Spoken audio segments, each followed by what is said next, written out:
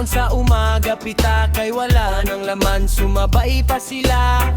Gasolina tumaas, pilihin sumabay na rin.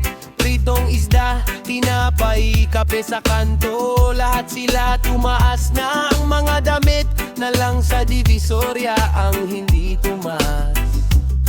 Lahat ng pangkaraniwang pangangailangan parang pangarap lang, pero sahod na natili, hindi sapat, di na kasya sa budget sa bulsa.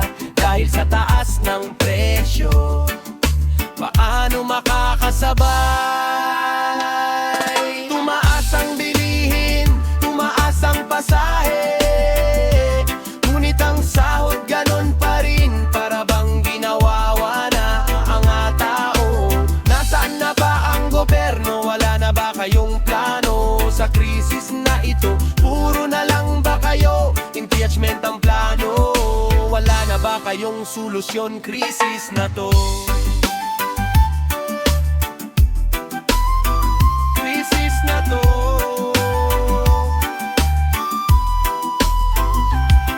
Pag bumili ka sa palengke, presyo'y nakakatakot, para kang nakakita ng multo. Kahit simpleng ulam, budget ay kulang, yan ang totoo. Ang tao'y nagrereklamo, may hinaing sa puso, pero ang gobyerno puro impeachment ang plano.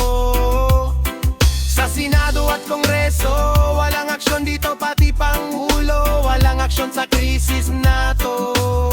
Paano tayo makaahon sa krisis na to? Na ang gobyerno puro lang gulo, sa taas ng mga presyo, hirap makaraos sa kwarta. Paano na ang mga walang trabaho? Tumaas ang bilihin, tumaas ang pasahe, ngunit ang sahod ganon pa rin, para bang ginawawa na ang mga tao.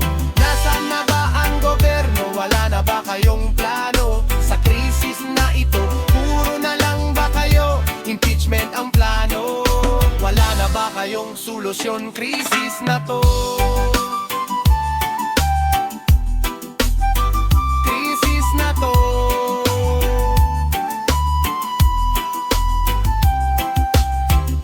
Pangarap ng bawat mamamayan, simpleng buhay lang, hindi luhong mayaman, gusto lang may makain at may iipon sa bawat tahanan. Pero ang sistema ng gobyerno parang walang pakialam, kaya tayo'y nagbabangon sa bawat umaga, nagdadasal na lang tayo sa Diyos na may kapal.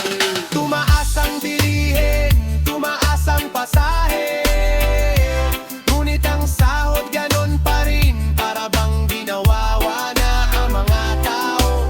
Nasaan na ba ang gobyerno? Wala na ba kayong plano sa krisis na ito? Puro na lang ba kayo impeachment ang plano?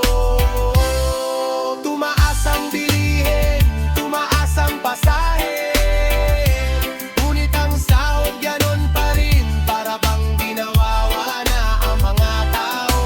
Nasaan na ba ang gobyerno? Wala na ba kayong plano sa krisis na ito? Puro na lang ba kayo impeachment ang plano? Wala na ba kayong solusyon krisis na to?